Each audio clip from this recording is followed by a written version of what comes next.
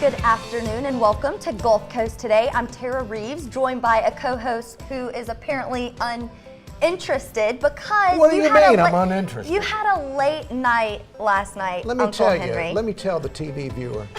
Right before we went on the air, the producer of this show sent somebody out here to make me move away from Terra. They said I was too close to the star. Back off from the star. All right, so here I am over here. Yeah, well, I will say when you were up in my bubble space, I did notice you look dashing today, Uncle Henry. Not only do you have the yellow tie that complements the Reagan button, but the baby blue really makes your eyes pop. I never realized how pretty your baby blue eyes were. Don't show the close-up. Get off, back off. Back off. All right, can we focus more on what makes a person special on the inside? Rather than the outside, Terra Reeves? Well, I'm sort of attracted to the physical. Can we mention the alfalfa hairdo as well? I know I offered you some hairspray to keep it down, but you seem to be fully capable of wearing the... All right, look, I hope the director is going to isolate where you said that you're attracted to the physical. Keep that for the Christmas party real. All right. Well, maybe the reason that you're a little agitated this morning is because you did stay up past your bedtime last night, Uncle Henry, watching what movie? I went to see Avengers Infinity War. How was it? Spectacular. Oh, it was fantastic. Okay. I loved it. Are you more of an Avengers, like Marvel comics, or a DC person? Because I was trying to figure out the difference between the two. Well, I wish we could all get along on this, but if in terms of films, the Marvel films are admittedly better. People admit this. Okay. The I'm not one of those people. I'm admitting DC is better. I love Batman. Heath Ledger, when he was the Joker, by far one of my favorite movies of all time. But Batman, right down to it, is a guy with some kind of a rubber thing on his head. Yeah. You know, it's silly looking, isn't it? No. Isn't it? It's silly looking. It's part of the mystery, and the voice changes, and he's all black. I love wearing all black, so of course I'm going to be drawn. Like I said, I'm attracted to the physical. I love it. All right, well, we're moving on now to some of today's hot topics. The Crimson Tide's leader now has a new honor. Nick Saban has been named as one of the world's 50 greatest leaders. Maybe this story will cheer you up. Yeah, the head coach for Alabama, Crimson Tide, Roll, landed in the 12th spot above notable authors, entertainers, even presidents. The list was put up by Fortune magazine. It included people like Apple CEO Tim Cook, French President Emmanuel Macron, and Oprah Winfrey. And not surprisingly, Saban topped all three of those yahoos. So, in all honesty, I can agree with this because I'm a Georgia fan. I can't. So I was glued to... I don't. Let me, look. Before you hijack the program about people's personal appearance, this Nick Saban, number 12 on the list, he should be number 1. Why is that? Why is that? Okay. What state do you live in? I live in Alabama. Have you not noticed what he's accomplished? I will say, I do He should have be to number give him, 1. I'll give him a nod for putting Tua in, a true freshman in you the give him national a nod. championship at halftime when they're trailing. I was surprised. In all honesty, you can ask the people I was watching the game with. I was like, what is Saban thinking here?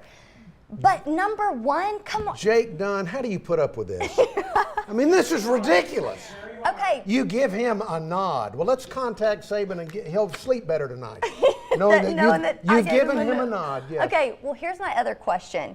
Paul Bear Bryant, if he were still alive, who would be top on the list? Nick If he were still alive? or Bear Bryant? He would be 190 years old or something. That would be a medical marvel. Well, who would you think should top the list with both of them? Nick Saban. You still like Saban? It's harder to coach now than it was then. Okay, I'll agree with that. Well, have you heard how authorities finally captured the suspected serial killer dubbed the Golden State Killer? Yes, indeed. The officials say that 40 years after the spree began, it was genealogy, the boring science of genealogy, that led them to 72-year-old Joseph DeAngelo. Investigators didn't use DNA testing providers such as Ancestry and 23andMe, but submitted the DNA profile into an online genealogy database that helps people find genetic matches. So I know you think this is boring. Did you you understand, like, they put his information in, tracked down some of his relatives, and then were able to nab him?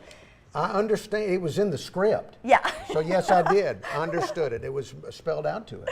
Yeah, so you've never like tried to track your own genealogy through some of these different... know. It can't be good.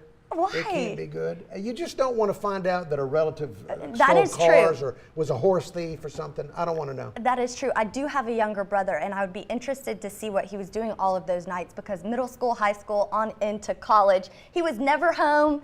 Even with cell phones, he was never in contact with anyone. So I don't know. I think it would be interesting to see if his DNA, if anything has happened. Okay, well, we'll have to ask a scientist about whether you can figure out what your little brother's doing through a swab. Apparently you can. They nabbed a killer. All right, well, we'll move on and come back to the boring DNA testing later on in today's show. Technology develops at a staggeringly quick pace in today's world. So unless you're like me and you have a handle on this whole social media thing, as I do, you'll probably get lost in the ever-evolving world. In less than 2 years, here are a few things that may predicted to be obsolete, such as car keys, paper maps, CDs, calculators, and with this new Face ID, even passwords should be non-existent. So do you agree or disagree? Well, I know that a lot of this stuff is going to be obsolete. I'm very afraid of facial ID technology because when people are going to want your stuff, and if you have to get your stuff through your facial ID, they're just going to steal your face. Yeah. They're going to rip your face off. Well, they actually... That doesn't sound very good, does it? They actually did something recently where someone was deceased and they tried to use their finger to then get into their phone. It's gross. It is a little bit creepy. What I will say is I do hope that telemarketers become obsolete, but now they're tracking me down through my cell phone. I don't even have a landline at my house, and I'm getting telemarketers somehow through my cell phone. How are we going to make those obsolete? I don't know. Eventually, it'll evolve into, it'll be telepathic. You'll have people knocking into your brain with these thoughts. All right, well, I'm ready to get your opinion on this because you are a man. Earlier this week, we made a post on our Facebook page asking, as a general observation, why do men prefer to back in to parking spots? So as a man, are you one of these who backs in everywhere they go? Not everywhere, but it's easy to understand. When you're ready to go, you're ready to go. So you don't want to sit there and have to look back this way and that way and wait. When you're pointed in the right direction, you can get out, get in the car, and go.